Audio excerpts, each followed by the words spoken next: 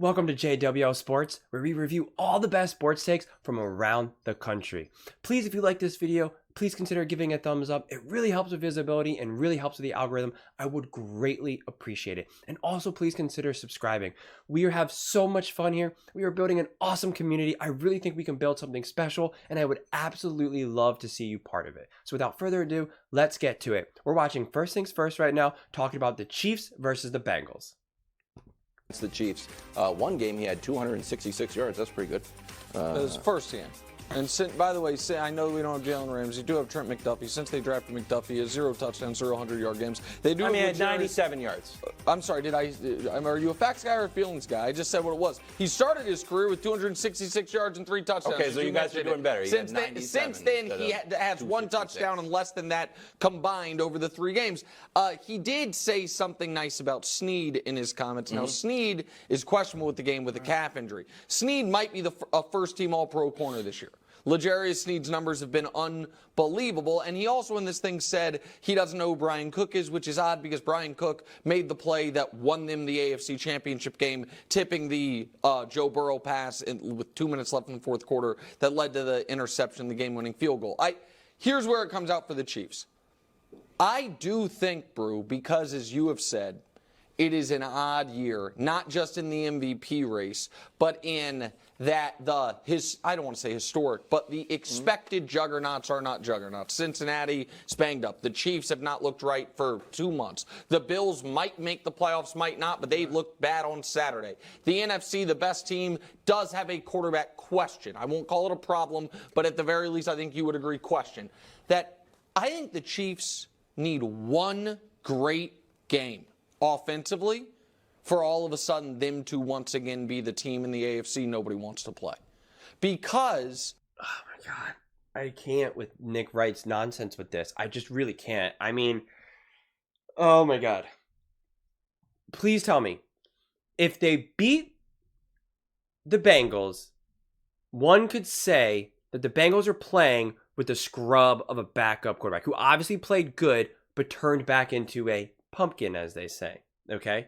So if the Chiefs beat that team, why are you all of a sudden just super confident? Like, yeah, that's right. We beat up on the Bengals. Like, Nick Wright is all about who you play, which understandably so. Like, picking, who you play and pointing out their record and what they're good at and with what that. So if the Chiefs beat them, why all of a sudden do you feel so good about that? If you beat with Joe Burrow, full strength and all of that, I understand that. Then I could say, okay, that makes sense. That's a big win. That's not who they are right now, and we don't know what their backup quarterback is going to look like. If he looks like how he did a couple of games ago, then my Lord, then they are a pretty good team. Then you're like, wow, what's going on here? But I also want to talk about, Jamar Chase talking all this trash. I think this is a combination between him obviously being confident, understandably so. He's one of those he's a stereotypical hyper confident, cocky wide receiver, loud mouth, all that just seems to kind of go into territory, right? And so you have that, but I think it's also his immaturity, right? I don't know if he's trying to speak this into existence or if he does have that much faith in his quarterback. So he's like, don't even worry, we are going to do this. So I think this game is interesting psychologically and conceptually because you are going up against a backup quarterback and you don't know what you're going to get with that. And the Chiefs are not playing well. The Chiefs were playing well, and then you were going up against a good quarterback or a backup quarterback. You would say, all right, I'm pretty sure the Chiefs are going to win this, despite how good the backup quarterback plays. Now that the Chiefs lost to the Raiders and they're not playing well, and then you have a backup quarterback that's like, I don't know, is he amazing or is he just kind of not amazing? I don't know. Now you really don't know what to expect. I don't know how anyone in good faith can make a true, honest prediction of what will happen in this game because you do not know what type of quarterback the Bengals are going to have. You just don't. Also, I wasn't sure that Jamar Chase was playing. I thought, since he was banged up, I don't know if it's been confirmed that he is officially playing, so I'm a little confused by that. But I will say this. I think the Chiefs lose. Well, they're playing in Arrowhead, so that definitely helps. But I think if the Bengals quarterback actually plays legit and plays competent enough and doesn't turn into a pumpkin, I think the Bengals actually beat the Chiefs. I think the Chiefs are hanging on to the illusion of who they were and who they have, obviously, in Andy Reid and Patrick Mahomes. And as a collective fan base, we just haven't, reached the conclusion, and we haven't accepted that this team is just not that good. So this is such self-deception of Nick Wright trying to be like, no, if the Chiefs, come away and win, they're going to make a statement, and now everyone's going to be afraid of them. Like, no, not at all.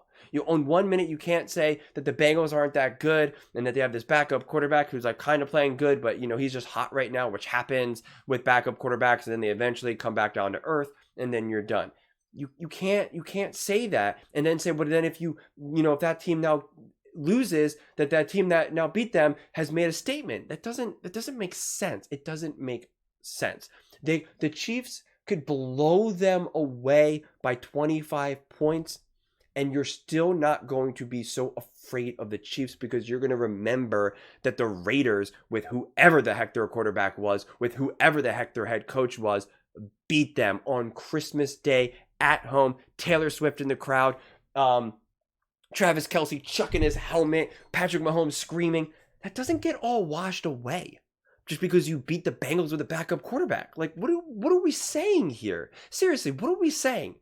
It's just like such a nonsensical statement. I'm just like, I don't even know how to process a statement like that, honestly. I don't know how you can logically get there outside of you just being some biased super fan, which I think Nick Wright is, outside of the Chiefs, he's not that biased. Like, I think he actually does think things critically through and does use his intelligence. Like, he doesn't want to be wrong, but like when he makes a statement like this, it just makes me, I just lose respect, honestly. I really do. And that's why when he does talk about the Chiefs, I really just don't have, I try not to pay attention, honestly, because it's nonsense. When he talks about other teams and he breaks down other things, he's worth listening to. When it comes to the Chiefs, it's just nonsense. If the offense clicks for one game, and then they rest everyone in Week 18 the way I think they would, because they would be locked into the 3 seed. We know how good the defense has been, and I would expect the Chiefs to win their first home playoff game at Arrowhead. And then all of a sudden, you would be saying, man, the Chiefs looked, more than shaky for a while, but did they find their footing with the only quarterback that's going to make the AFC playoffs, if Josh Allen misses it, that has any reason to believe they play well in the playoffs, I guess, other than Joe Flacco, who it's been 8 years for. So I think one great offensive game can reframe the conversation around Kansas City considerably. I think certainly it'll soften some of the takes that they got no chance, that they're absolutely done.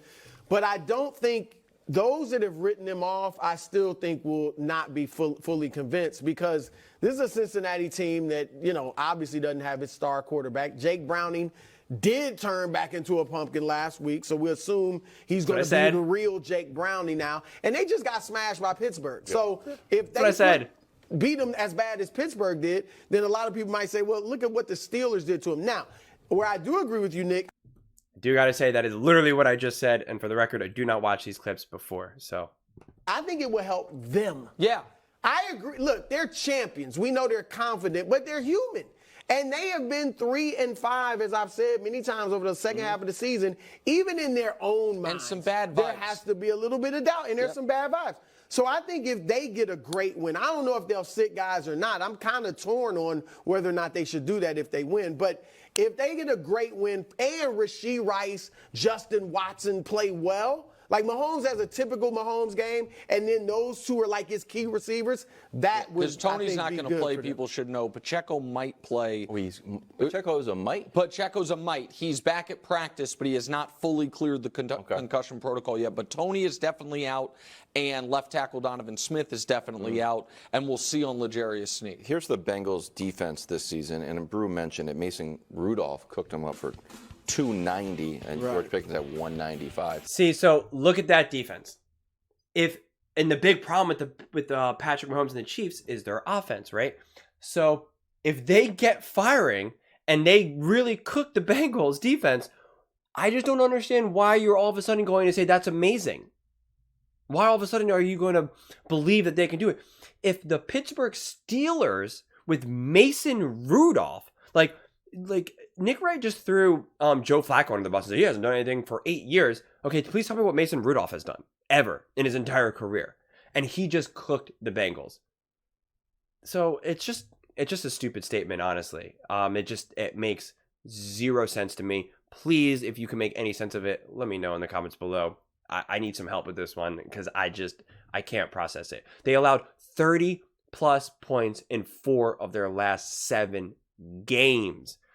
If anything, if the Chiefs score anything less than 30, then you should be concerned. If the Chiefs win, but the score is like 21-10 or something, you should be concerned. Or honestly, if they score 28, it's 28-10, the Chiefs should be concerned because they should be like, what the heck?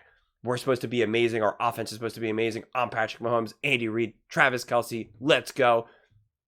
This should be a statement game of 30 plus points then, right? The majority of teams are putting up more than 30 points. So if the Chiefs don't do that, therefore they are not in the majority. Therefore, they would be a bad bet to win the Super Bowl. So, again, it's just like, it's absurd. That's why I think though, this will be an interesting game because you just don't know how Jake Browning is going to play. You just don't know.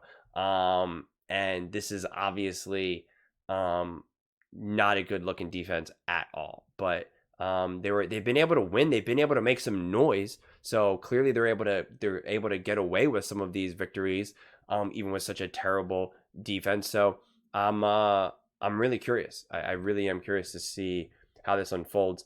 If I had to guess, my guess is the Chiefs should win this game. They really, really should, because if this defense really is as bad as it looks they are, then the Chiefs should win. And again, I will stand by this statement though. If they're not putting up 30 plus points, then that will continue to be a bad look. If they win 28-0, that tells me nothing about that doesn't tell me anything positive about the Chiefs. It tells me that their defense is pretty good, I guess, but they're going up against a backup quarterback who got rocked by the Pittsburgh Steelers.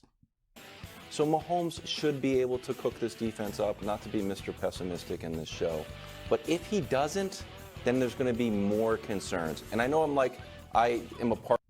Exactly. I'll just leave it at that. I won't go any further because that to me is just the nail in the coffin, icing on the cake. I agree with that statement. But what do you guys all think? Do you think Patrick Mahomes is going to destroy the Bengals defense? Do you think the Bengals have any chance at winning this game? Do you think if the Chiefs win, but not, by 30 plus points, what does it tell us? Would love to hear your thoughts on this one. Please let me know in the comments below. If you think what I'm saying is ridiculous, let me know. If you think what I'm saying is amazing, also please let me know. Obviously, I love to hear some compliments.